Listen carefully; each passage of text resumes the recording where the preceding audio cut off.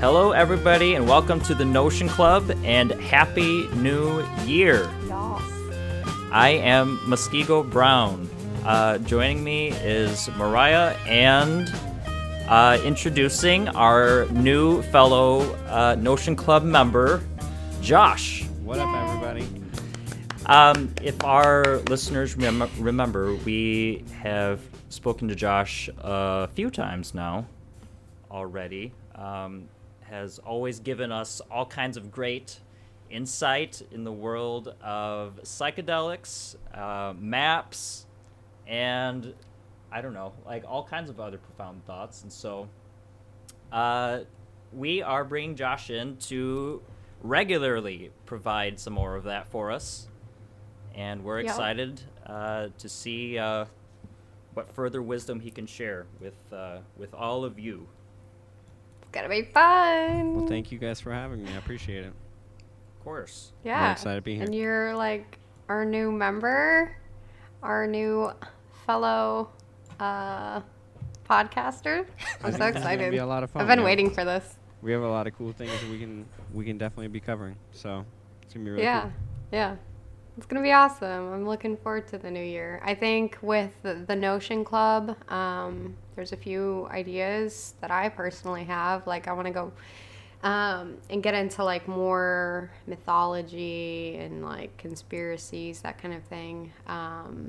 And I think it's going to be really fun to do that with the both of you. And, oh, my gosh, your cat. Now I'm distracted. Scratching my leg, so I had to pick him up for a minute. Oh, so cute. Guys, Muskego got a cat. Yeah, I got a kitten for my lady for Christmas. His name is Milo, and he is a little shit. Takes great joy in scratching us for no reason at all, really, except just to get attention. Have you had a cat before? Only outdoor cats on the farm. Oh, nice. And so this is the first time having one, like, in the house, always in our face. Yeah. Oh, but they're so He's pretty cute, though. He is very cute. He is very cute. That's why he's still in the house. Even though he's trying to get out. That's right. Anyway, sorry for that distraction. Yeah, okay, so new year, not Notion Club, but same Notion Club, new member. We have some new ideas, but I guess for now, Josh, if you wanted to, like, introduce yourself a little bit, that'd be cool. Well, yeah. Our listeners know. Yeah, absolutely. The last time that I was talking with you guys, I think I had been out in Colorado sort of temporarily, and I wasn't sure if I was going to be staying here, but I've definitely set up some more solid roots, which is pretty exciting. Nice. In the last couple of weeks, I took over taking care of a Saltwater Aquarium, which has been kind of cool. It's nice. Yeah, it's been pretty interesting learning about all the different life that's in there. My sister actually ran kind of saltwater aquariums as a professional business. And so when I took it over, she started showing me, like, what was living in it. And, initially you think that it's just fish or whatever, but you find out that, like, even the rocks are alive and kind of breathing in an ecosystem. So it's pretty strange. That's amazing. Wow. That is so cool. So yeah, what other kind of fish and animals are in there? Oh, it's awesome. So I have in there's two of the clownfish, which are like the Finding Nemo. Yeah. There is a goby, a yellow goby, and there's a pistol shrimp. And the interesting thing about the goby and the pistol shrimp is that they have a special relationship where the goby is just like a small, I don't know, like a minnow, but he's yellow. I don't really know very much about fish, but anyways, the pistol shrimp is unique because he has this super, super powerful claw, and it's apparently like one of the most powerful animals that is in the ocean. And when he snaps the claw, it actually projects like so much force that the bubble has like the heat of the sun or something. I don't want to say incorrect facts, but it is literally equivalent to the heat of the sun, and whatever it hits, it just totally destroys. And so the problem is, you would think, wow, this is such a amazing, like, powerful thing, it can't be beaten. Well, it's blind. And so and so it's crawling around, and it's basically building these really elaborate tunnels and kind of defending itself with that claw. Meanwhile, the goby, the yellow goby, will sit outside of the tunnels and watch for different, like, predators that come up. And if a predator comes around, the goby will quickly dart back into the tunnel and kind of like, they just kind of stay there for a while. And you can hear in the tank sometimes this just really loud snapping sound, and it's the shrimp who's going around like making these new tunnels. Wow. And it's called a pissing shrimp? A pistol shrimp. Oh. Pistol like a gun. So, I mean, is it like making these? Does it snap at like predators or prey? Or Yeah. Is it, Yeah. So, I mean, this might be a dumb question, but are your hands like ever going into the aquarium when you're afraid that this thing might like incinerate your fingers off? No, Oh, because yeah, it's that's a good scared of question. you, so it won't actually get close to you. I do believe that when it hits the like animals that it's attacking, the predators that it's attacking, I think they get stunned or paralyzed or something. Like, it has a really significant impact on them. Yeah. But I haven't actually reached into the tank to do any kind of like cleaning or moving around.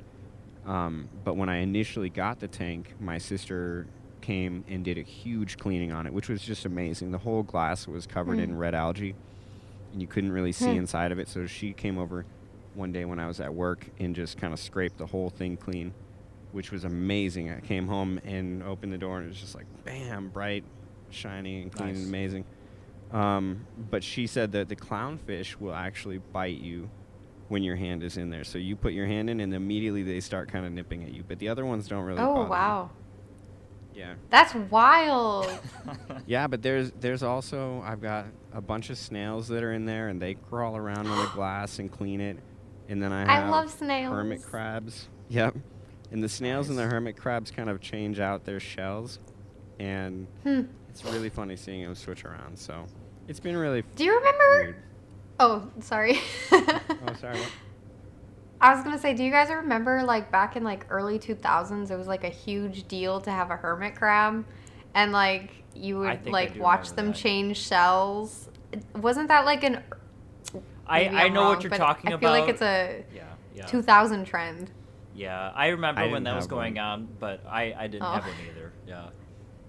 I don't think I did either, but I know, like, one of Josh and I's, like, mutual friends, I think the Garcias always had hermit crabs. Oh my gosh, I wouldn't were be always- surprised. I wouldn't be surprised. Yeah. I'm pretty sure because I remember, like, seeing it, but I didn't have it. My I think mom that wouldn't would have let been us. something that would have been really popular kind of in that homeschool community, which was really Yeah. a big deal in our city. It was like that entire square, I mean, half of the city, really. The city was small. It's like It was us. 1,000 people divided by 500. Yeah. Yeah. But yeah, I remember hermit crabs, and like you would always like wait for them to switch shells, and sometimes they'd reject the shells that you got them, and I think it was like really popular to paint shells. But I remember seeing it on like a YouTube video too, where they were talking about hermit crabs, and I was like, oh, whoa, like that's something like I grew up around. I don't know. Weird off track, sorry. I always sidetrack. So yeah, that's pretty cool. I like that. My mom has fish, and they're not saltwater fish. I think one of them's in like cold water, and she had said that her other tank is a hot tank. I don't know the difference. I don't know if there's salt in them, I but remember there's some those cool fish. stuff in there. They're pretty big, right? Yeah, Yeah. she had some sharks in there too. They weren't like your typical sharks, but like they were larger than the fish in the tank. But they were pretty cool. They all, like, what's interesting is their personalities. Like, you never think that fish have personalities, and then you'd sit there and watch her fish. I don't know if this is the same for your tank, but, like, when I would be visiting at my mom's, I would, like, sit and watch the fish, and they all had, like, these different personalities, and I was blown away by that. Like, I thought fish were kind of dumb. Yeah, actually, when I first got kind of acquainted to this tank, it was my dad's tank initially, and he was showing me the process of, like, cleaning it and kind of feeding the fish and taking care of them because he was going to be moving. And so when he would go to feed them, all the fish would swim out and kind of, like, swim around, and he'd pour the food in, and they'd eat it and be all excited. And I just thought, wow, okay, cool. So he moved, and I got out the food one night to feed everybody, and it was like a ghost town. I swear to God, it was a ghost town. All the fish were hiding in the corals or whatever. The goby was in his tunnel. No one came out. I poured the food in, and it's like I just had to walk away. And basically, over the next kind of couple weeks, I would pour the food in when I would feed them and walk away. And now they trust me where they'll actually come out and kind of interact with me. But there was a really long kind of introductory period where I realized that they were very aware of what was going on. That's so interesting. I would have never guessed fish could recognize people. Me either. Dude, me either. It's so very cool. Weird. Wow. Do you think it's like mind blown. Like they recognize you or the energy? Like, I think it's or me both? for sure, because it's the same with my sister and her tanks, because she has huge tanks and everything, and whenever she's working with her fish, they're all swimming around, and she can do weird kind of things where she'll move around the tank and they'll follow her in funny ways. So they're just very strange with how they interact. It's way more lifelike, kind of like if you got a little puppy and you'd never had an animal before. It would open your eyes to, like, oh my gosh, this is a real thing. Same exact experience with fish, which actually I've had this experience with a puppy and with a fish now, so it's kind of unique. Yeah, it is pretty cool. How do you feel with that with your new kitten? Or have you always felt like they all have different personalities? I've kind of always known that kittens are a bit mischievous. And so yeah, I guess no real surprises here. I knew that he was going to be cute and I was going to love him, but there was definitely going to be times that I was going to be very annoyed. And, but it's okay. I love him. All right, you need to go run along now. You're distracting me. I was gonna say. Go play. All right. So, how's everyone's New Year been so far? We're about, 20 days into January. It's not even a new year. It's 20 days old. 20 days old now. I'm doing pretty good. I've always kind of been the type that doesn't make that big of a deal of the new year. Like, I'm not that much into setting New Year's goals or anything like that. It's just you know, another number on the calendar to me. But I mean, all that being said, things are going pretty good. Life is good. Good. Guess I've got some news to share with the audience, and I'm sure I'm going to have quite a bit to talk about in the upcoming. But me and my lady are expecting a child. A child? A child. Ouch! Get off me. Okay. Milo's like, no. Just shut the door here or something. Then he's gonna be like, all right, you leave me alone. Okay, sorry about that. Yeah, so we are expecting a child in May. Yay. Hey. Congratulations. That is awesome.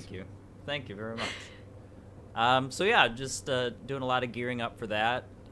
Trying to pick out a name, and yeah, I guess all the excitement that comes with that. So I'm sure I'm gonna be going through a lot of personal growth with this, and excited to learn some lessons and hopefully share them in the podcast. Yeah, that would be awesome. And the child's name shall be Mariah Jr. No, just kidding. Mariah Jr. Just kidding. Please don't do that to a child. Do you know how embarrassing it is when, like, you go to a coffee shop and they're like, what's your name? And you're like, Mariah? And they're like, oh, okay. And then they spell it like Maria. And you're like, oh. Or, like, they ask you to spell it. And I just, like, today I went to a coffee shop and the guy's like, oh, what's your name? And I was like, just put down M. It's really hard to spell. He was like, okay. And then he saw my name on my card. It's not. But people get tripped up on it all the time. So I just have given up. People can't be trusted. Yeah, they struggle. Anyway, how's your new year been? Either of you. Oh, I'll go first. Pretty good. This is the first year that I've set resolutions, and I've pretty much failed all of them. So far, which is why I've always purposefully not set resolutions, but I am actually just gonna stick with it, and we're just gonna recreate it as habits and habit forming. We'll just keep going in that direction. That's all that you do it can as much do. as possible. Yes, exactly. So I was planning on doing like yoga every day. Haven't done that. I've been trying to drink more water. Really failing at it. I've been charting about 2 glasses a day, and they're not very large glasses. They're like pint size. About where I'm at too. So that's been a little disheartening, but it's actually still like really exciting just to think like, you know what? I'm trying. I'm putting in the effort. It may not be every day. It may not be as much effort as I can do, but I'm trying. And also one of my resolutions is replying to people like via text message better. Or like faster than I have last year, and also failing at that, but I'm thinking about it. So I think just thinking about it will eventually get me into the habit of doing it. It all starts with awareness, I think.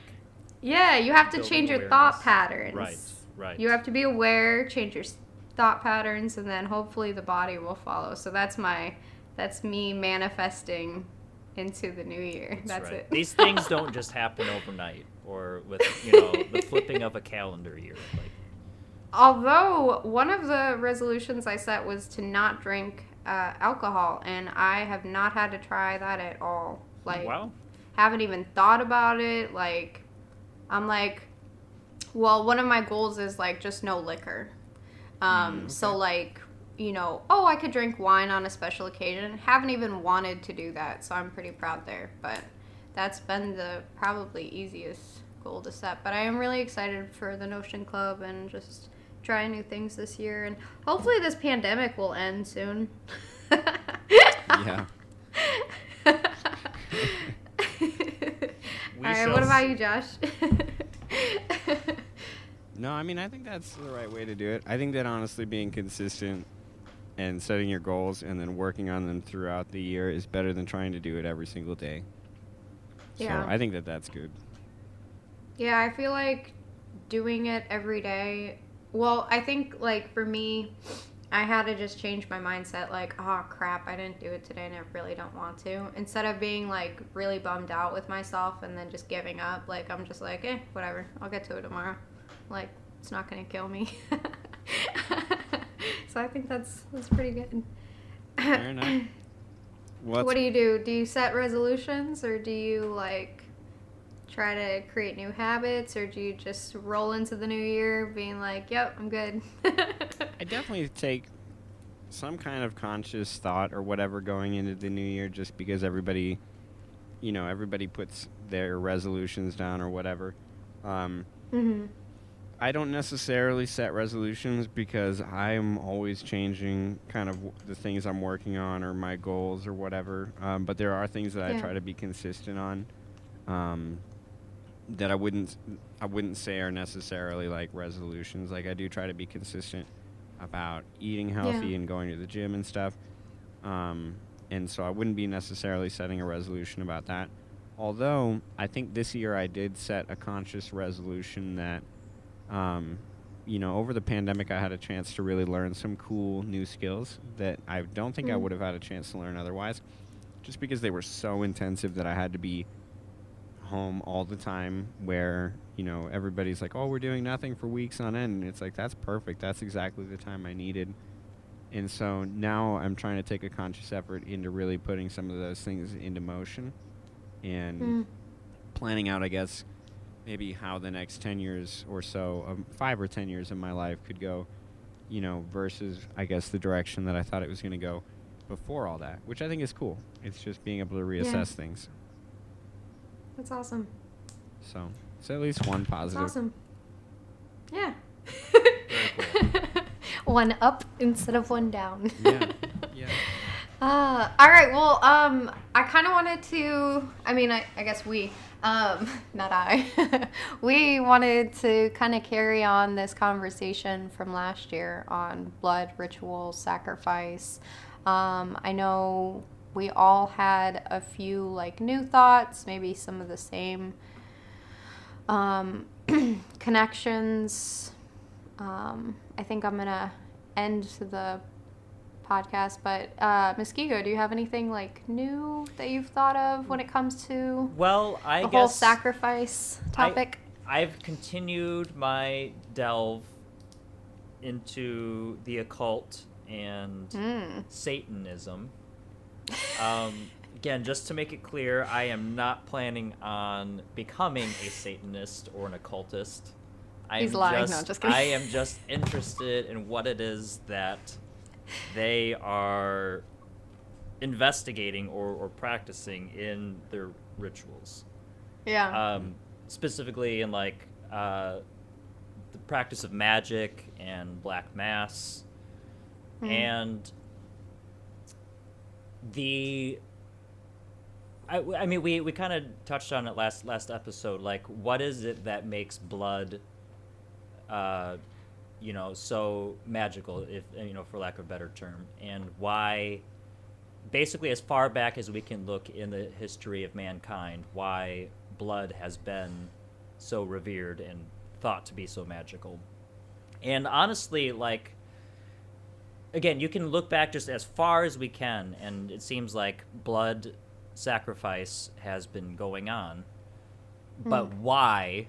I have only come up with one real find, I guess, and it's not even really news to most people. It's the book of Leviticus, chapter 17. Where is it here? I'm sorry. 17, you said? Yeah, chapter 17. Which verse was it, though? It's basically just a long explanation about how to conduct a sacrifice.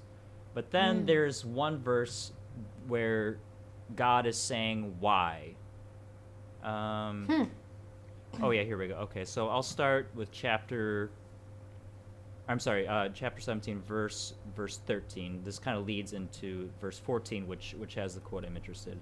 And whatsoever man there be of the children of Israel, or of the strangers that sojourn among you, which hunteth and catcheth any beast or fowl that may be eaten, he shall even pour out the blood thereof and cover it with dust. And this is where I was kind of captivated. For it is the life of all flesh. The blood of it is for the life thereof. Therefore I said unto the children of Israel, ye shall eat the blood of no manner of flesh, for the life of all flesh is the blood thereof. Whosoever eateth it shall be cut off. So again, it's not real specific. It doesn't quite satisfy the itch that I have for okay, why is blood the life of the flesh? But there it is, God telling the Israelites it is the life of the flesh. And so I guess maybe just people have been thinking this for as long as we've been around. And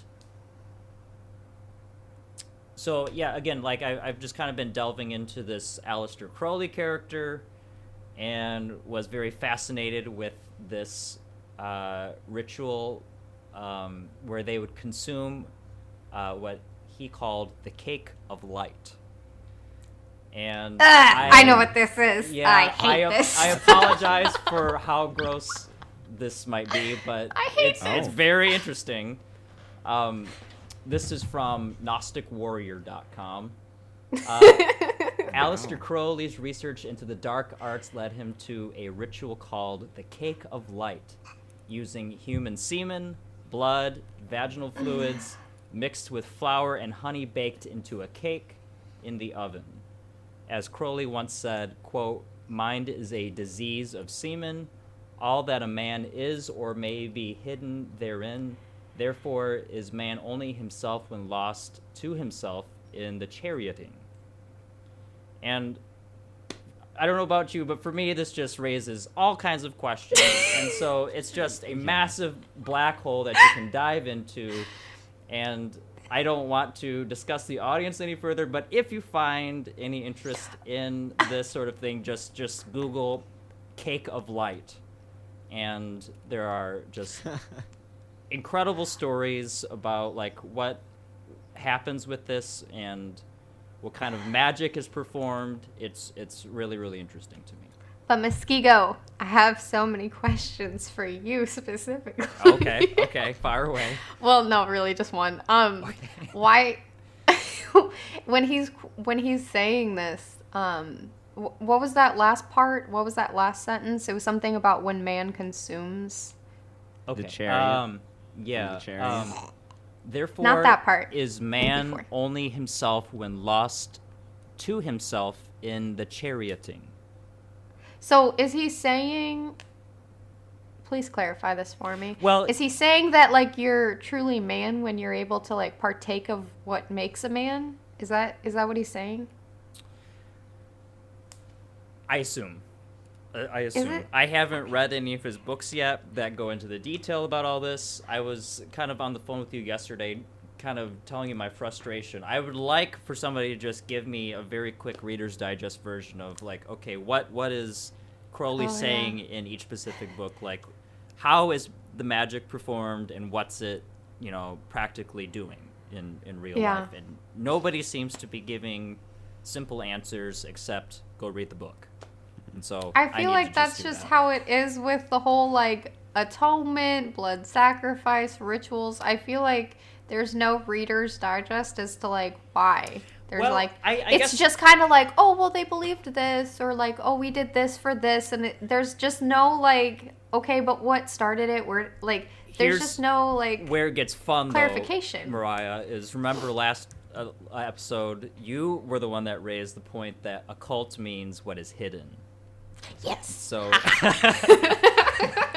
I feel like that's just keeping with that tradition. You really have to like dig and delve and unbury this magic if you want it for yourself. You're not going to just have it handed to you on a silver platter.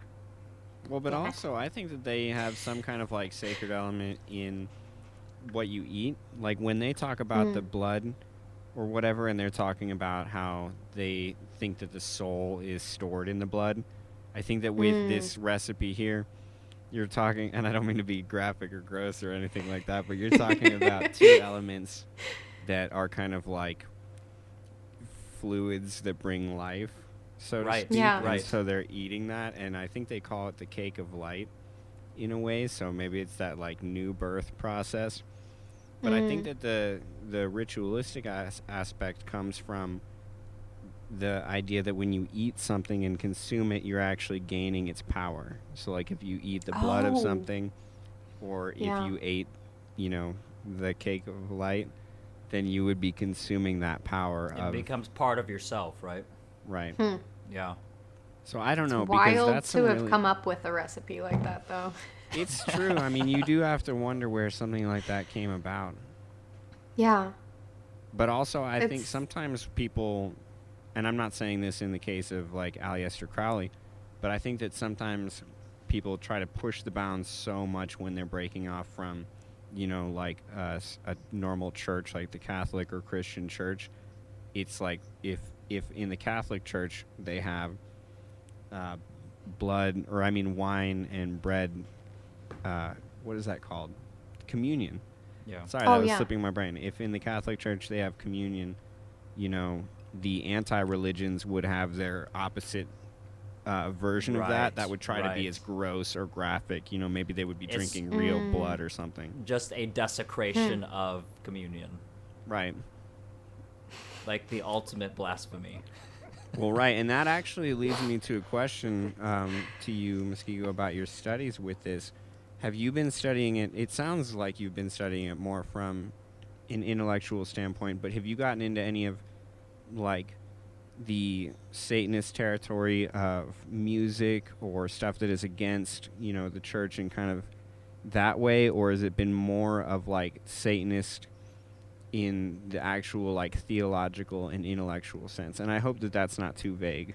Like, hopefully that makes sense. I think I see what you're saying. Have you ever heard of the band Guar? Oh yeah, Guar. So absolutely. I guess I was made aware of them by my girlfriend's dad because he a couple months ago went to one of their shows. Oh, that's and was gnarly. just showing me a clip, and I just could not believe what I was watching. Like, yeah, it's otherworldly. What? And Wait. oh, go ahead. do you really want to know? I need an explanation. I've never heard of this. So like, they're you don't have to go into like graphic details. They're but, like, a rock band that they all dress up like basically as demons, but not just demons. Just like the most perverted images you can possibly think of. Like the main guy has, so he's a demon, but he's got like tits on his chest. And the tits are all dicks. And at a certain point in the show, he like This is like Rammstein. they're contraptions, and he like activates them so that blood comes shooting out of them, and then he like squirts all over the audience. It's just I'm good. So it's like way worse than Kiss. yeah, basically. Yeah. Okay, Kiss is like a walk in more the park. perverted version. Right. And I guess again, I think the idea in doing that is to just be the anti religion. It's just the not the shock value, but the blasphemy. Right. I think is the point. But I wonder what the purpose like behind like being blasphemous is. Like what are you getting out of it? So- Because like on a practical level, like if we are like spiritual beings, there's like a higher being like who calls us like to greater capabilities. Like why act in the exact opposite like fashion? Or like what if like nothing has meaning? Like what's it if there's like if we're built into a world where like nothing has meaning and we just like appeared and then we're just gonna die, like again, what's the purpose of being blasphemous? Like either way you look at it, it's kind of weird, isn't it? Josh, we briefly talked about this. What are your thoughts on that? Well, I mean, I definitely think that there's kind of two different schools of Satanism, which I would put them in two categories. Like, there's the one category where they're trying to be their own independent religion, and they would say, you know, we have our separate tenets that we believe in, we have our rituals, these are our books, this is, you know, who we are. And then you have the type of Satanists that I'm talking about in the music scene, and I'm not actually trying to bash them necessarily, because to some degree, I think that there's a purpose to what they're trying to do. But I think that what that stems from more is like, if, let's say you grew up in the church and you had a really bad experience, so you wanted to lash out, I guess, maybe. Like, this is a really poor example, but if you were like a teenager and you wanted to lash out at your parents, you would write an anti-church album, you know, that was as opposite as you could possibly make it. And shock value, blasphemy, all that stuff would be a part of it. And then there's kind of the more traditional black metal style of Satanism, like the Norwegian or Polish black metal. and death metal and stuff like that. And they're Satanists really because the initial churches that rolled in really kind of took over the religions that they were believing in and forced them to believe in their version of Christianity. And so as a rebellion against that, they came out with this really intense kind of Satanist music. And some people don't like it and some people like it. But I was just curious kind of where you were going in as far as your studies with that. And both are interesting. I kind of have arrived at that same conclusion. There seems to be two... I mean, obviously, there's probably innumerable satanic cults, but as far as, like, mainstream Satanism, there's, as you say, there's the ones that are a bit religious. They practice magic. They're really trying to make some sort of spiritual connection using, you know, the dark arts. But then there's, and I'm sure they might be upset by me saying this, but the Satanic Temple, headed up by Lucian Greaves, where they seem to be more just about trolling. And as you kind of point out, just like upsetting the religious order is kind of their aim. And that's probably where most of these rock bands are, the Satanic rock bands. And it's, as you say, it's like they're breaking out of the, you know, religion, whatever, take your pick, was holding them down. It was, you know, they're under its thumb. And to just be, I guess, psychologically liberated by pissing on a cross, so to speak. I personally don't feel the need to go there, but I could totally see how somebody would find that liberating. Yeah. But I wonder with, like, this band that you're talking about, Muskego, like, what is the purpose behind them being so obscenely, like, blasphemous? Like, what is the point? Is it just to, like, say, like, F you to the man? Like, F you to the church? Like, is that just the purpose? Like... I guess the blasphemy is... I'm sure there's just an element of shock value. You know, like, just as shocking as you can be, as you know, gritty, and something that nobody's ever seen before and they're never going to forget. There's something to that. But I think just at its root, though, for the Satanic Temple, it's a psychological liberation, maybe. Right. Now, I think with Guar, I think that they have an element of kind of theatrical kind of like show to it. If you look them up, you can see that some of the kind of characteristics that they're having are really exaggerated. Here's the thing that's crazy. If you look up bands like either Mayhem or Gorgoroth, those are some of the more classical like death metal bands, and some of their live performances are so brutal where they'll either be physically harming themselves on stage, or they have, you know, sacrificed animals on stage. You know, in different ways like that. Yeah, it's pretty brutal. Mayhem especially has an extremely dark history, which is pretty gnarly.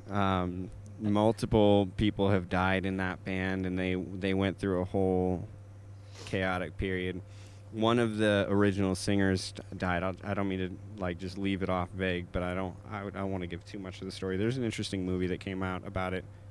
I can't remember what it's called. Maybe Lords of Chaos. It was a couple years ago.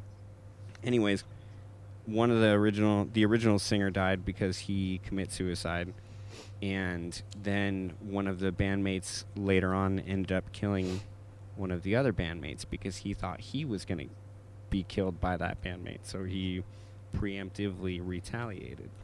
So Mayhem has a really interesting dark history, and if you are going down that path of stuff and you just want to know kind of like what, you know, like maybe the study of Satanism is interesting, but also the study of like what happens to a person when they go down that path in a really full-fledged kind of way over a long period of time, if they're in a particular kind of environment. I tried to look up this band, just images of Guar. I think I spelled it wrong because all I have is green beans on my screen. Guar, Guar beans, Guar. GWAR. Oh. And then if you type band, Guar Band. Okay. Guar Band. I love these guys. You know, I don't know if I can say this, but there was a time where there was a band that I was in, and there was talks that it was a possibility we could open for Guar at some point. Oh, wow. Really? Yeah. So, well, yeah. So I always laugh when I see Guar. They're scary. I'm sure they're the most nicest people, though. Actually, they are super nice people. I'm sure they are, yeah. But now, if you look up the band Gorgoroth, which the spelling of that is Gorgoroth, they're very interesting. I think I've quoted them before, maybe if I was talking about bands and music in one of our earlier talks. But they have an interview where one of the guitar players is saying, like, we don't play music to play music. We are playing music to worship Satan, and that's it 100%. And I just always thought that was really interesting. I was like, wow, they're like, we're not here to perform or anything. I need to listen to the Satanic musicians, and maybe that's where I'm going to get a lot more insight. If you're really interested in that just from a musical standpoint and you want something that's actually listenable, if you're not really like jumping into that world, because Mayhem and Gorgoroth, all that stuff is really abrasive. Mayhem especially is abrasive. They intentionally record their stuff to sound really hard to listen to. Yeah. But if you want to get into that from a more accessible way, I would check out Behemoth.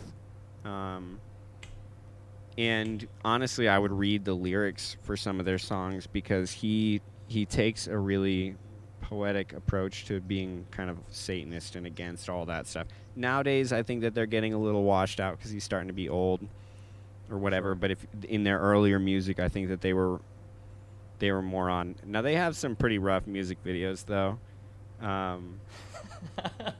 So just a heads up, a lot of this stuff is... yeah, I mean, a lot of this stuff is going to be pretty... Yeah, no. So I'm still very afraid of a lot of this.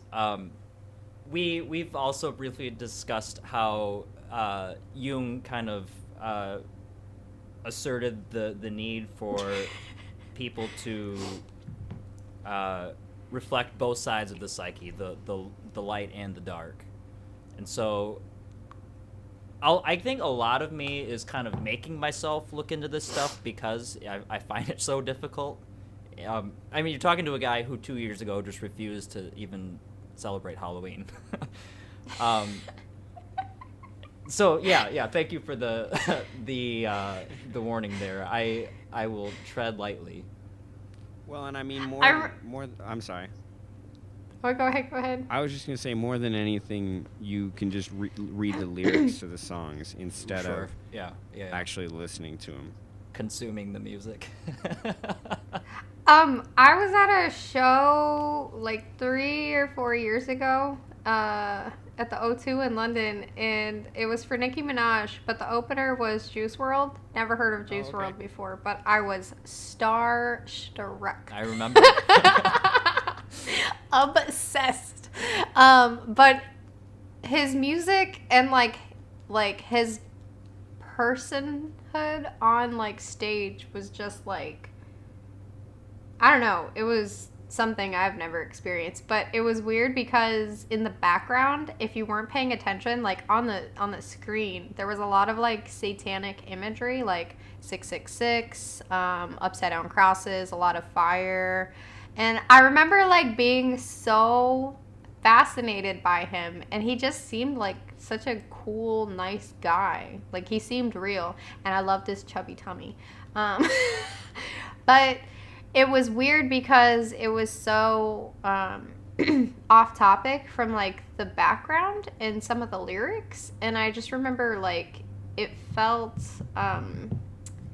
different, but there's a lot of like that same imagery in a lot of like pop music now the today. Current version, well, I mean, I guess I wouldn't insult either artist this way, but I mean, we currently have Lil Nas X, who is from all appearances to me, he's employing the the troll tactics of the Satanic Temple, where he's just trying to be offensive to Christians in his music videos. Yeah. The satanic shoes that he put out. With the blood in it. Yeah. I was gonna say though, like with the artist that you mentioned, Josh, like it's like that opposite end of the spectrum when it comes to like Satanism, seeing like Juice WRLD's like satanic imagery, which felt very light. It was very like light-hearted, even though like when you see it, you're like, oh, okay, that's not a light topic, but it felt lighter. In comparison to like looking up some of these other bands, it's like that opposite end of the spectrum when it comes to Satanism. There's like mainstream Satanism, and then there's like actual people who are like into like you were saying with what was it, not Behemoth, is it Behemoth that you were saying was like the one that was like, this is purposefully like for worshiping Satan? I think Behemoth, or no, that's Gorgoroth who said that in the interview. Okay. It's weird though to see that, like just I don't know. I don't know if that's interesting. Can I give For my me, that was honest interesting. opinion on this whole satanic music sort of anti-church thing? Yeah. And this is not necessarily a developed thought, so I appreciate being able to kind of get it out. But honestly, for a long time, I think there was a period when I was growing up and I was kind of going through that like phase of being away from the church and all. And during that time, I started listening to that music really heavily, and I think it was beneficial and good. And I think that I was understanding, like, okay, you have to question these things. But now, a lot of it, after so long, like, some of it is getting so bland, where Behemoth, as an example, they're running on, I don't know how many albums they've come out with now, but it's several albums that are still just singing the same repetitive songs about being against the church, and some of it just seems like people are trying to be overly edgy. And honestly, here's where I've kind of fall on it, and this is where this thought isn't necessarily as formulated, but we've talked a little bit about some of the interesting research that is starting to come out about the true history, possible true history of things that have been involved in the church.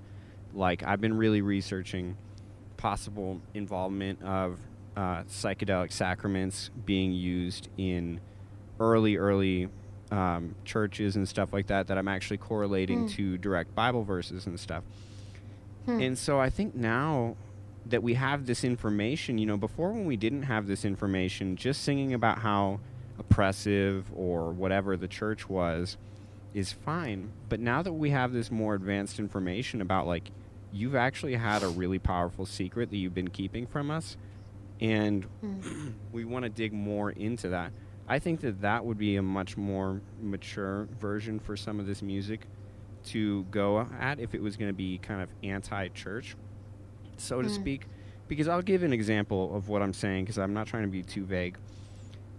In the last couple of years, I think it was 2019, Under Oath got back together. And Under Oath is a really huge popular metal band from the early 2000s or whatever. Went through a big change up in their lineup.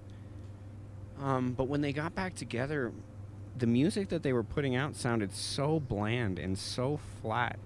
And the problem is that in every other song, they were either slipping in damn or fuck or whatever that they were trying to say that was supposed to be some, like, shock value, and Spencer's lyrics were all like, fuck you to the church and all this stuff. And now if you watch their music videos, he'll get all up in the camera and flash a middle finger and stuff, and it's like, dude, you're trying to be edgy, and this is honestly cringy. It's cringy because we have new information about really, really potentially life-changing stuff that has been hidden that we should look into, where it's like, psychedelics aren't just for like hippies or for people from whatever type of background. If that's something that was a sacrament in the church, then that needs to be uncovered and explored. So that's my 2 cents, and I know that that's really kind of an undeveloped thought, but I just wish I could see more of an evolutionary change, I guess, in where satanic music is going. Sure. So maybe Sorry, go ahead, Mariah. Oh, no, go ahead. I was just going to say, correct me if I'm wrong, but what you're saying is maybe be a little bit more nuanced and thoughtful about your criticisms rather than just fuck you, middle fingers.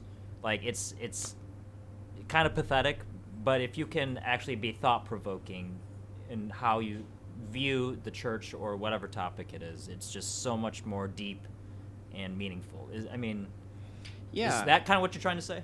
Absolutely, because here, I'll just give you an example. Let me look up this song really quick, because I want to give you a specific of what I'm actually talking about here. And one of the lyrics here that I think is profound is a song called Ben Sahar by Behemoth. Let's see if I can get the lyrics here. They're up. It's just loading. So it says, "Hearken hosts on high, fetch me your God, as my ambition prescribes that I challenge the sun. Ascend shall I unto the heavens, exalt my throne above his celestial display. Sit shall I upon the mount of congregation, far toward the north." So that's Behemoth, and I think that that's actually pretty profound. I think that that's like... I was going to say, that's very poetic. Right. And that's old Behemoth. Okay. Now, there's another song called, and I like this song, so I'm not hating on it. I actually like the song a lot. I even like the music video. I just think the lyrics are corny. Okay. So the song is called "Dethrone" by Bad Omens. And the chorus is, "Here am I, take me to the pearly gates, so I can look you in the eye when I spit in your face. Here am I, take me to the pearly gates. Don't let him hit you on the way out when I take your place." So. Yeah, I see what you're saying. That's just a little bit more lashing out type of... A little bit less thoughtful and more just angry. Yeah, so.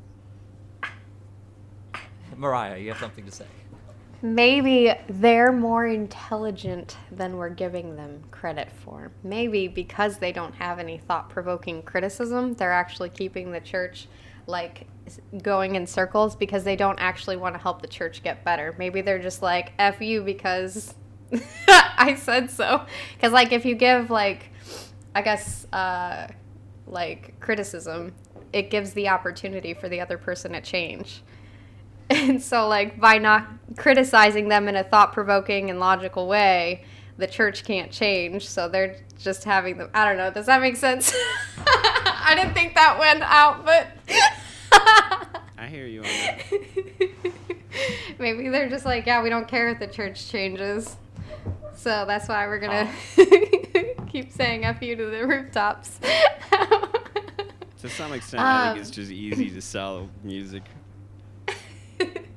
I will say though, like, as you were talking, Josh, it reminded me of the conversation when you said that it's kind of underdeveloped, or it's just not as thought-provoking because they're not like coming full circle almost. It reminded me of the conversation we had yesterday, talking about Jung's shadow theory. Well, I was just saying, like, I just like to see an evolution or a development with a band, and my favorite example of that is my favorite band, which is Tool. And really early on, their first album, Opiate, is very angry, and it's all yelling, and it's mostly heavy chords and stuff like that. Same with the second album, mostly kind of heavy and angry and really grungy. But then in the third album, you can kind of tell that they stumbled either onto LSD or mushrooms or some kind of weird psychedelic, because all of a sudden the music became complicated timing, interesting signatures and tones, and the lyrics were really profound about having these personal ascension experiences. And the band kind of evolved that way and continued on, where their albums from that point on became bigger progressions. Like they have an album, 10,000 Days, that is really in line with that same kind of spiritual ascension, but it also gets into some heavier topics because at that time the singer's mom was going through a really long period of being sick, and then she passed away, so that came out in the album. That's actually what the song 10,000 Days is about. It's about his mom passing away.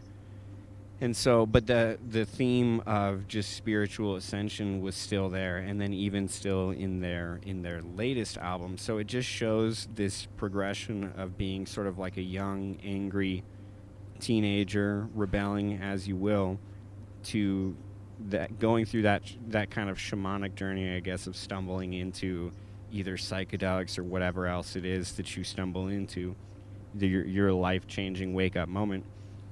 And then all of a sudden you're having more profound revelations to talk about rather than just the same old, like, oh, I'm just mad.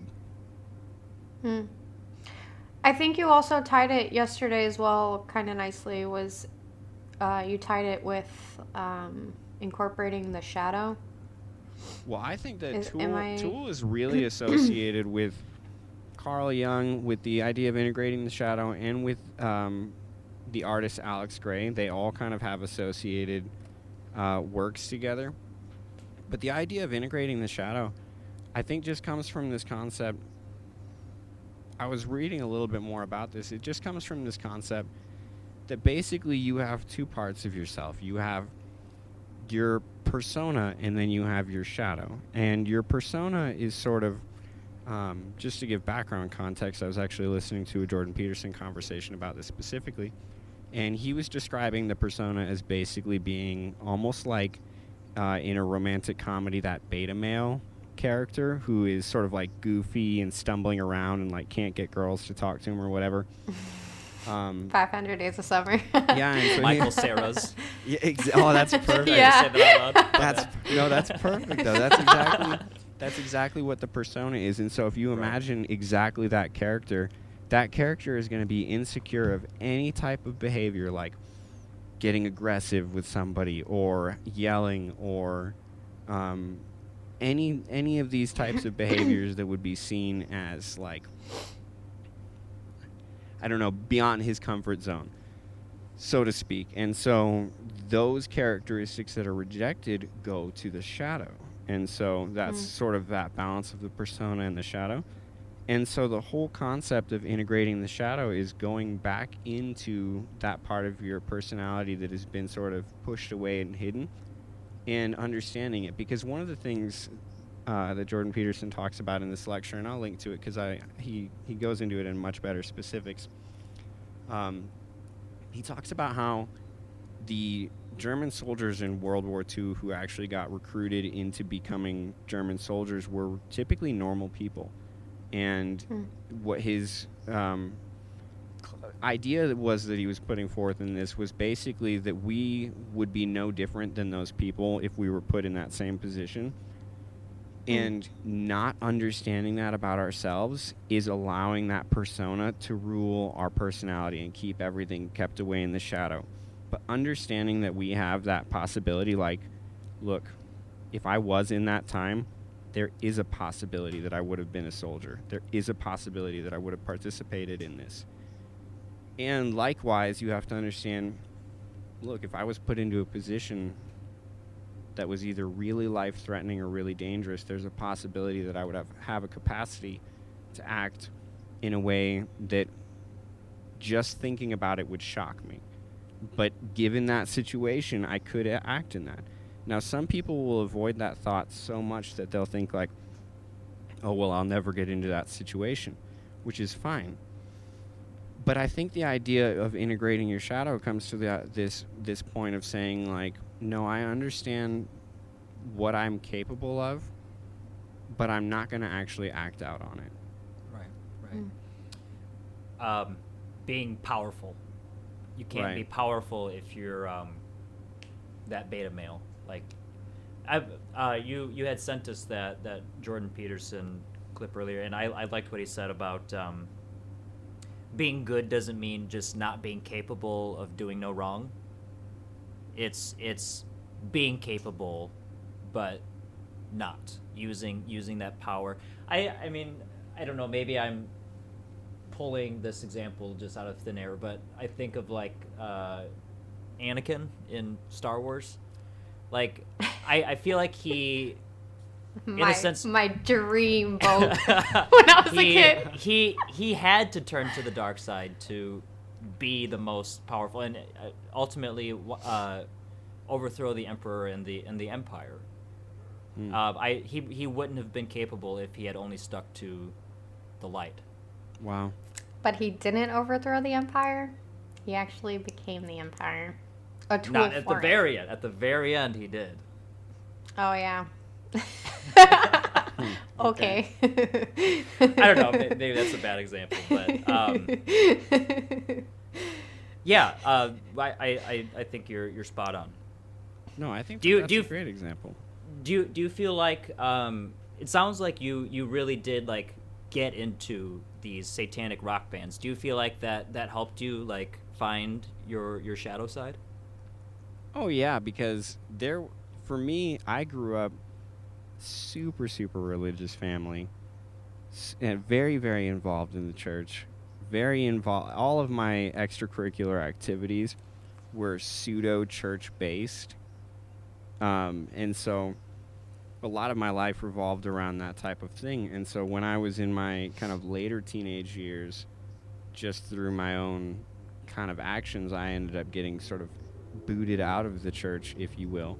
And over that next kind of like 10-year period of time, I went through a phase of just being really feeling outcast, feeling rejected, and trying to just go into sort of as dark of a place as possible. And I had always been into really heavy metal music, and so just naturally I decided, like, well, all the metal music that I've ever listened to is childish. Let me listen to real metal music. And granted, a lot of the music actually is really awesome. Like, I actually really do enjoy a lot of the music just from the perspective of I just like the sounds. But just in that period of time, I was really trying to go as hard as I could in being, against the church as possible. And so when these lyrics would be really brutally intense, like some of the Behemoth lyrics, if you end up doing research, you'll think, wow, how can you even say that kind of stuff? That's really intense. And when I would hear that stuff, it would resonate with me because I felt like this is what you say when you've been pushed and exiled that far outside of your community. This is what the message sounds like. And it's weird because for a long time I think I was taking ownership of that. But despite that, I think what was weird is that there was always this sort of like continuous thread of higher power spiritual involvement in my life that almost said, like, I don't know how to explain this except through just the psychedelic experiences that I've talked about before, where it just felt like saying it doesn't really matter if you call it this or call it that. Like, I'm still following you, I'm still part of your life, I'm still with you. And that was very interesting for me because that was a voice or a communication kind of feeling that was very much coming from my old church experiences rather than something that I felt like was coming from the music and community that I was involved in.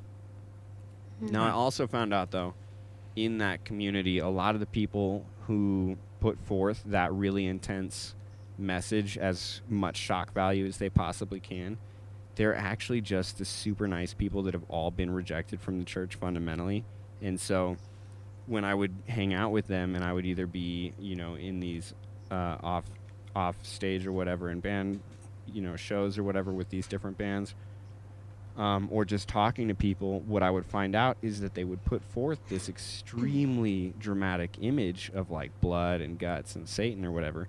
But when you talk to them, they were really just normal people who like got kicked out of the church for being weird or like aren't accepted in the community because they're strange and they like scary movies or something, or they like dark clothes or like they just didn't fit in.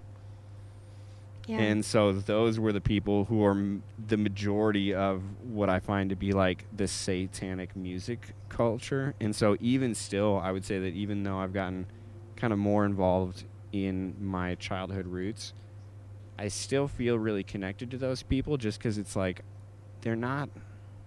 The lyrics that they put forth and all this stuff doesn't reflect who they actually are, and it's like, I think they know it.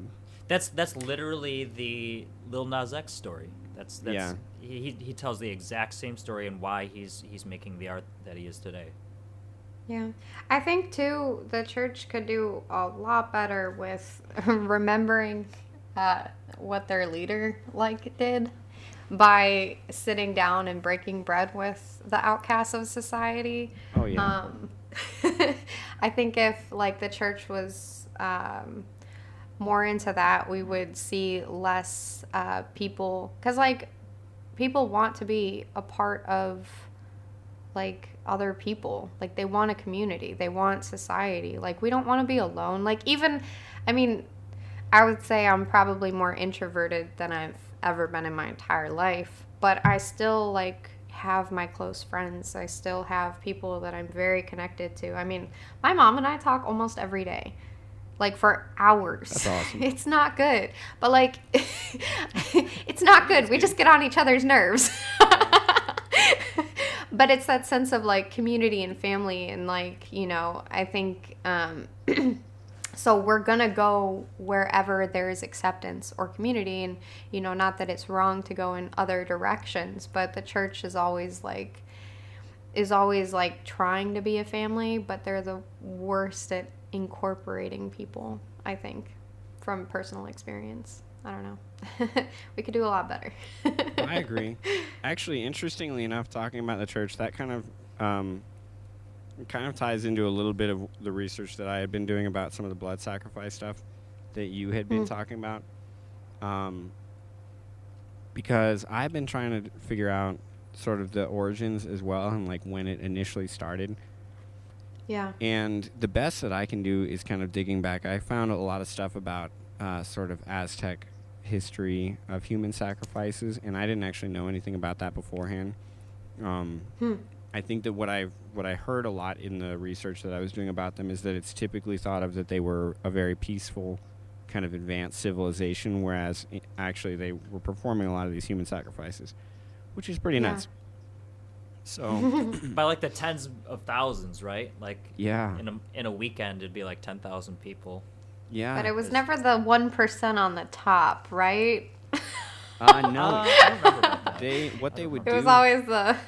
They had these battles. Actually, they would have a type of a war where, I guess what they called them. This might not be the actual term, the historical term, but what they're called is flower wars. And the purpose wasn't to actually go into battle and kill, as many enemies as possible, which a typical battle is. In these battles, you would go into battle, and the goal was to try to capture as many enemies as you could, so you could bring them back into the city and have them sacrificed in the city temple, during your ceremony. Wow. Yeah. So That's awesome. And it's actually in one of the videos I was watching, they were talking about how it's a misconception that people thought that because this was one of the types of ways that they did war, they thought that these people were not good at fighting standard war. But in truth, no, they were fine. They could fight standard war too. It's just that when it was possible and when they were able to, they preferred to kidnap the people so that they could be sacrificed, because the concept, there's a couple different reasons why people believe that the Aztecs actually were performing sacrifices, but one of the things that they believed, in short, is that the moon represented a type of goddess and the sun represented a type of god, and this moon was perpetually trying to kill the sun. People have been made out of the blood of the gods, and so in order to honor and appease the gods, they have to sacrifice the humans and give their blood. And this process is what keeps the moon from being able to kill the sun, which allows them to have more days, and also it appeases the gods, so they're honored. But here's the thing that's really crazy.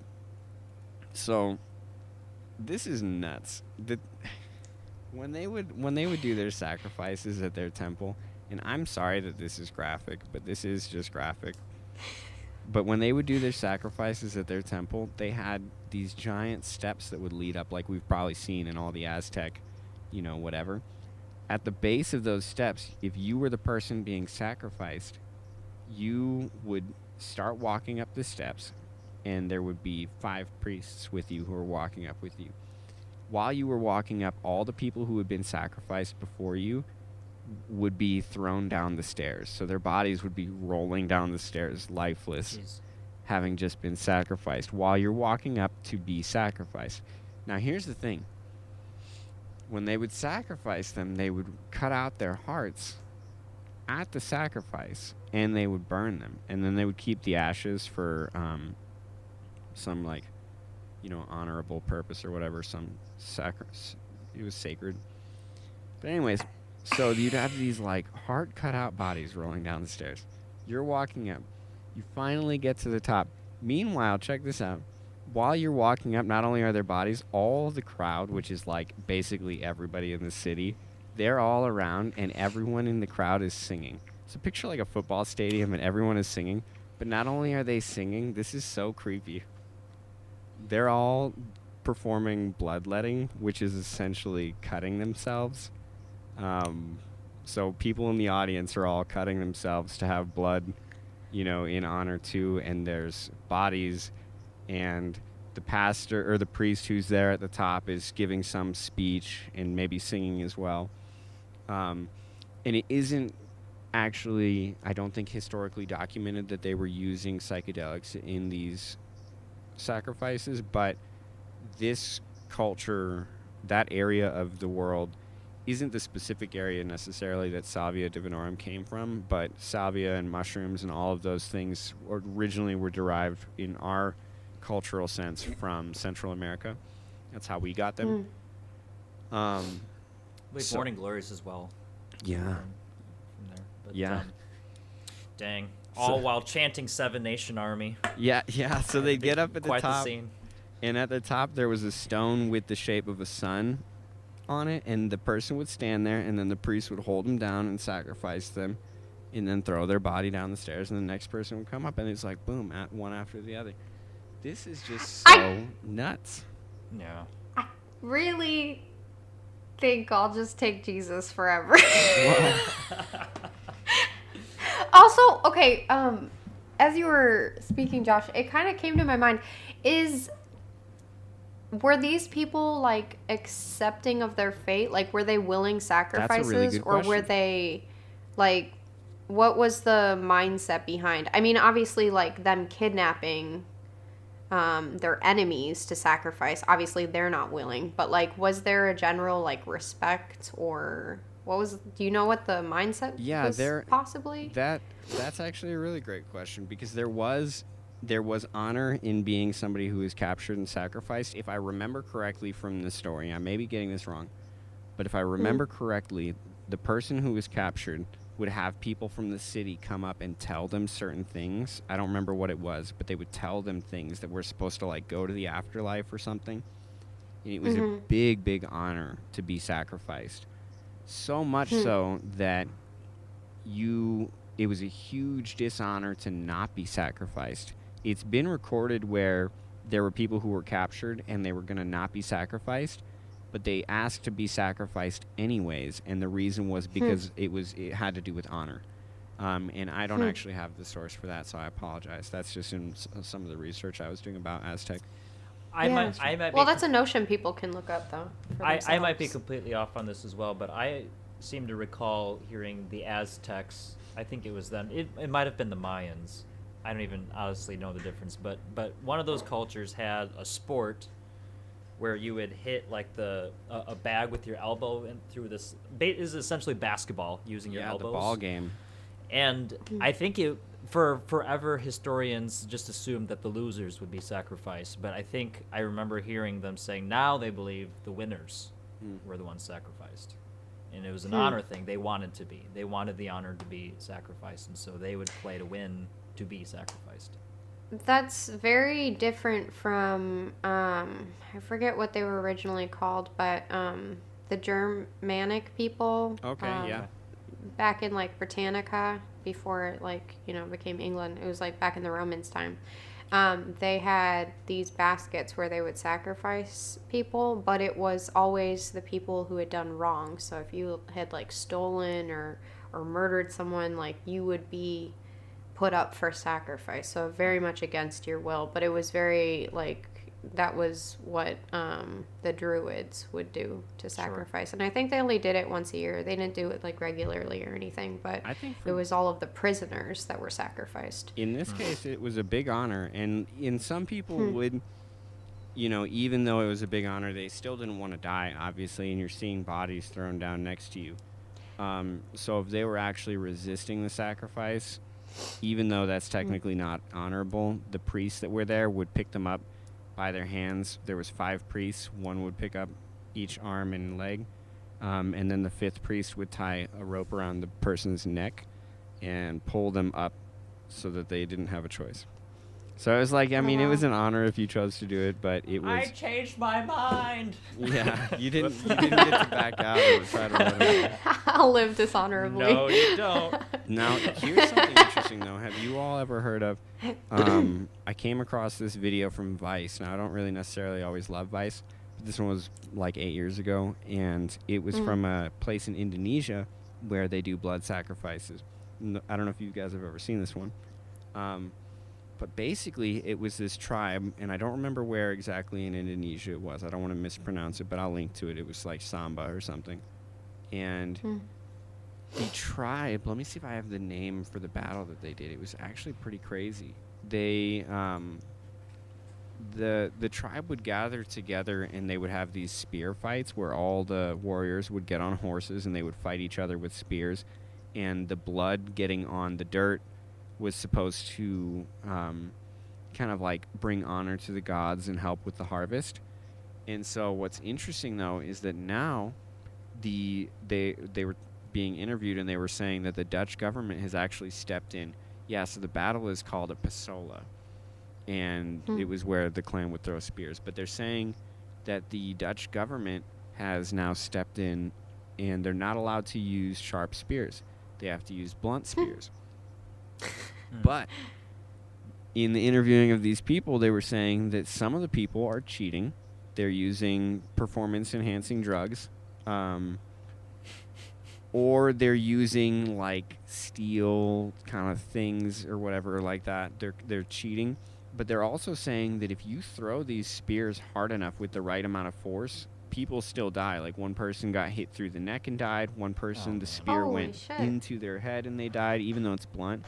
I mean, because they're huge spears and they're being, whipped really hard. So, but the thing is that if the people died in battle, it was a huge, huge honor. Like, their whole family was honored.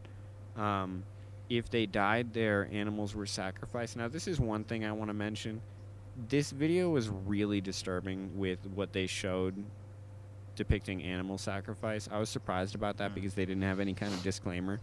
And they just went from, like, a shot of people throwing blunt spears at each other to, like, screaming animals being sacrificed, which I was not really about. Wow. But for their clan and what they're doing, it's not, they weren't doing, it wasn't, like, inhumane. It's accurate to what their clan is doing. So, I mean, it's, if you are interested in watching it from that standpoint, fine, but just know going into it, like, it's pretty disturbing. But the history of what they're doing has to do with spilling blood on the dirt for the harvest. I was watching this video because I wanted to know, I mean, I guess I regularly, like, research Judaism and, like, Christianity. It's just a topic that I'm interested, or 2 topics that I'm interested in. But I wanted to know what the Muslim tradition was behind sacrifice, blood, atonement, that kind of thing. And there was this guy, his name is Dr. Shabir Ali, and his breakdown was kind of like, so in, like, Judaism, it's the aroma going up to God that is pleasing. The aroma of blood is pleasing to God. And but within Muslim culture, it's literally the sacrifice itself that is pleasing to God, which I thought was pretty interesting. Nuance, I guess, for me. It wasn't like what was being sacrificed, but it was the thought behind it that was most pleasing to God. And I found that really interesting because I didn't expect it to be as, I mean, maybe he made it just because he's biased, it sounded very peaceful to me. Like, I'm sure it's still bloody, you know, like sacrificing an animal and stuff like that, but it was the thought and the heart gesture instead of the actual, like, physical manifestation of that gesture. I don't know. I thought that was interesting. Sounds a lot less chaotic than what was going on in, what did you say, Indonesia? Yeah, all I knew, yeah. But it's just wild to me. I think, like, my conclusion with this whole topic is, like, we're just intrinsically tied to blood, the need to appease something outside of ourselves or fix something that's wrong within our world. I am saddened to think, like, there isn't, like, a start date. I mean, in the Christian tradition, like, the first, like, time we see sacrifices with Cain and Abel, where, like, Cain's sacrifice isn't pleasing to God, Abel's is, and that's when, you know, the first murder happens. I don't know if that's actually it. I don't know if it's just, like, what is it called? A story arch, you know, that's representative of humans. Like, some humans sacrifice to God and it's just not pleasing because of, like, where it stems from the heart. Or if Cain and Abel were, like, legit people and they actually sacrificed, and I don't know. It's just interesting. I think looking back to, like, blood, guts, all that kind of being spilled, like, regardless of human or animals, it's just gross. But I don't know if it's just because of where we're at, like, now. Within modernity and, like, the Western world, everything is so scrubbed and clean. Like, we need a disinfectant for, like, everything, you know? And so, like, thinking about traditional, like, sacrifice is gross and unnecessary, but, like, it seems, I don't know, it seems important at the end of the day. And, you know, in like the Christian tradition, like, you know, Jesus came as the ultimate and final sacrifice, so there's no, like, need for humans or animals to be sacrificed anymore for, like, reparations or whatever. And that's cool. But, like, when that sacrifice took place, like, afterwards in the tradition, you're also supposed to, like, kind of surrender your will and surrender your, like, way of doing things to God. So it's still, like, it's still sacrifice in a way, but it's very, like, cleaned up as opposed to, like, what our ancestors did. And I don't know, it's just weird. It's weird to me. That aligns with, like, the modern kind of what would be a relevant sacrifice to us now. I quote a lot of Jordan Peterson, but I was watching one of his videos where he was talking about sacrifice.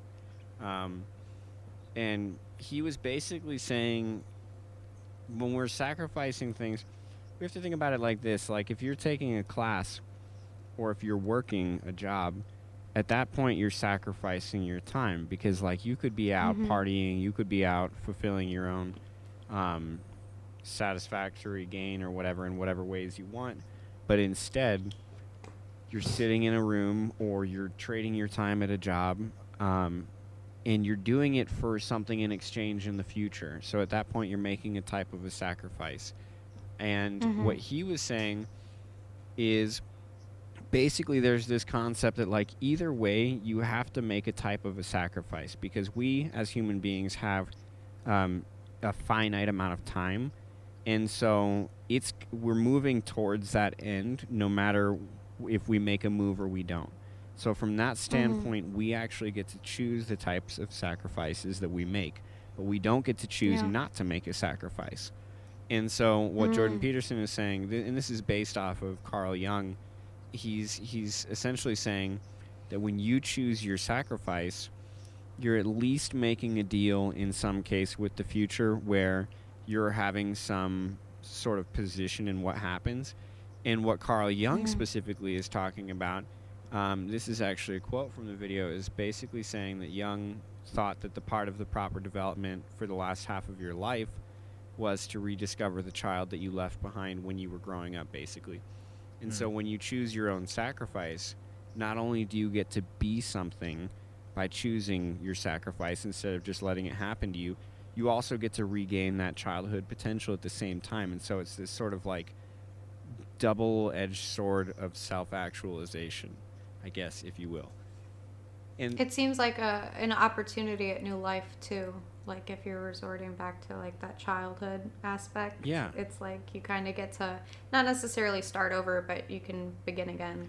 Well, right, because one of the concepts from that in timestamp. well, when he's talking about sacrificing time, they're basically saying like you start out as a child, and nobody wants to give up their childhood, but time is taking away our childhood from us anyway. So that's part of the sacrifice that we have to make. We actually have to exchange that childhood and that the sort of immature behaviors, and we have to start taking on sort of a sense of responsibility. But in that sacrifice and taking that on, we're actually getting a sort of freedom from that, and we're also regaining who we were in our childhood. So it's weird. It's this sort of dichotomy, because you would think, well, I want to hold on to my childhood forever, so I'm not going to take things seriously. I'm not going to be responsible or make these adult choices, if you will. But the consequence of that isn't actually that you maintain your childhood. You just stay that way forever, and you don't ever progress or develop. Whereas it's sort of I believe the word is dichotomy or paradox, but it's contradictory essentially that you should be able to. It's counterintuitive that you, by making a sacrifice, would actually get that childlike freedom back in your life. But that is essentially what Carl Jung is saying, and I think that there's a lot of evidence for that. Well, it's just, it's wild. I think just thinking about it is like, you can't have a smooth brain for this.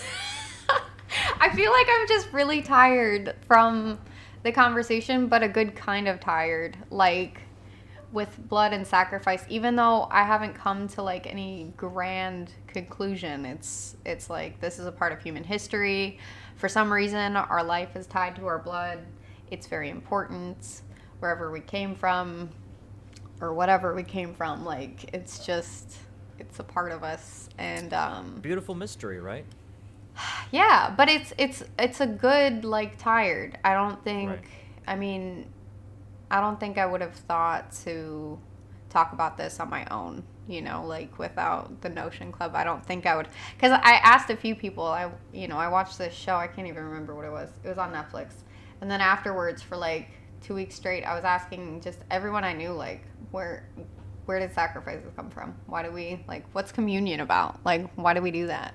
Nobody had a good, like, answer for me, and I was frustrated with that. But honestly, like, just that kind of trigger was enough to, I think, just appreciate, like, I don't know, the fact that we can research as far back as, the Aztecs, the Indonesians, and just see, like, this, like, link from there to here. And even though our sacrifice looks different nowadays as opposed to then, I don't know, it's really cool. I will say, though, okay, vampires and the blood. Okay. This is something we're going to have to talk about in the future. Because, like, our life is tied into our blood. It's interesting that there is this creature within human mythos where there's a creature that drains blood from humans, drains life. It feeds off of, this undead creature, like, feeds off of our life source. And I think it's really interesting to have that, like, flip of the coin, like, we need our blood to exist, but then here's this, like, demonic figure throughout, like, history. I think the earliest reference to vampire was, like, 6,000 years ago. It's a Mesopotamian Yeah, but they're tale. all over reference. Exactly, in so many different, like, ways. I think even the chupacabra is a form of, like a vampire-ish, like, figure. But it's just interesting to me that, like, we have this important like, thing that keeps us alive, and also something that we can give to like appease the gods or, you know, atone for sins or whatever. And then there's this flip of the coin, and there's this like demonic figure that can feed off of it without us being accepting of it. Like, we obviously don't want that. But it's interesting because, you know, it's 6,000 years old, like, is where it's like first recorded. I guess it was called the Ademu, or Akimu, and it became this figure that drank blood. And I guess the reason for it was because of like improper like burial or whatever. Like, that's not a good enough reason to take my life source. Excuse me? No. But it was really interesting because I was looking up like art and films based around like vampires, and obviously you have like Twilight and all that kind of stuff. I like the Twilight in more movies. Modern times. I think I watched the first one, and it was like, but I wasn't allowed to watch it as a kid, so I watched it at like 23 years old, and I was like, this is shit. I hate this. That was your first time seeing it, then yeah. I remember my grandma was really into it, though. I think I was like 5. Whenever it first popped off, everyone was like really into it. Obviously, I couldn't like read or watch, you know, Twilight. And I remember my grandma being like, I'm Team Edward. I was like, Mom, Grandma's reading the books. Come on. Like, I was so mad. But honestly, I feel like it's okay. I got to read The Hunger Games. But in film, in the 2000s, Dracula popped off. And it's revealed in like this version that Judas is actually like a vampire. After he like betrays Christ, God punishes him. And then, like, you know, in the tale of Judas, like, he attempts to commit suicide, and God like stops his attempt and turns him into like the first vampire, and it makes him like vulnerable to silver because obviously he betrayed Christ for 30 pieces of silver. Oh man. And it's kind of like wild. Yeah, it is really clever. And I'm like, damn, like, here's like the ultimate like in the Christian tradition, here's the ultimate sacrifice for sin. You know, Jesus is spilling his blood. But then here's this flip side, and it's tied to, like, this vampire-ish creature, and it's Judas. Well, I don't know where I've heard this, but I have heard the idea that Judas, after betraying God, didn't get to kill himself. He became immortal, trapped on Earth. I don't know where I heard that concept, but it's basically that, like, he's still walking around, essentially. I think in Dante's Inferno, he's trapped in the earth. In like the center of hell, because hell is in the center of earth in that tale, and he's trapped in there like as, I guess, an undead, you know, character art. Well, I'm really intrigued. I'm sorry to cut you off. No, you go ahead. I was just gonna say, I'm really intrigued by the concept that there's other types of beings or whatever living amongst us, because I think that a lot of times people get really complacent in the idea, like, especially if you live in a big city. Like, if you live in a big city and you go outside and you look up and you never see stars, I think it's really easy to get complacent and think, we're only people, we're only iPhones, and we're only, you know, TV and Netflix. When in actuality, it's like, if you go out into nature, like, even if you come visit Colorado and go up into the mountains, you'll realize staggering amount of country is out here just in Colorado. And if you just drive, you know, through Utah or Idaho, it's like just ridiculous amount of country is out there. And also, there's this really strange concept that, like, we really don't know what it feels like to be in another person's body. And so we really only have our own experience to go off of. So if you combine those two things of being complacent and the fact that you're only in your own body, it's like, I don't know, I at least like the conversations of like, oh, you know, there could be aliens working with the government or vampires or like, you know, creatures living in the woods or strange stuff underwater. It's Bigfoot. Like, well, yeah, exactly. Stuff like that where it's like we really don't know. You know, and I think a lot of times people just say that those types of conversations are from people who are crazy or whatever, but it's like, are you really crazy just because you can have a hypothetical conversation that's just using your imagination? Like, is your imagination really that locked up to you that you define people as being crazy just because they're willing to speculate? Like, dude, I've camped in the woods. I've heard some strange stuff. I'm not going to say that there's not weird stuff out there. Bigfoot is real. I'm just going to say that. At some point, I want to talk about Bigfoot. But it is funny, though, because, like, thinking about, like, aliens or lizard people maybe living among us, it's weird because a lot of the conversation around those topics are that they're manipulating DNA, which is what tied to our blood. And they're also like trying or they're kidnapping people. Like the Greys are always like kidnapping people, using them for like recreation. Well, recreation, not recreation, I guess. But it's for like our blood and our DNA. And it's I don't know. It's that weird connection, I think. I may be off. That's my notion. But I guess that's a good time to wrap up. We're probably at about an hour and a half on our time. We are. I think it was a really good conversation, guys. Yeah, thanks for talking, guys. That was absolutely very Thank interesting. You. Thanks for sharing your wisdom, both of you. Absolutely. It's great talking to you guys. Josh is wise. I am... I just watch a lot of YouTube. Also wise.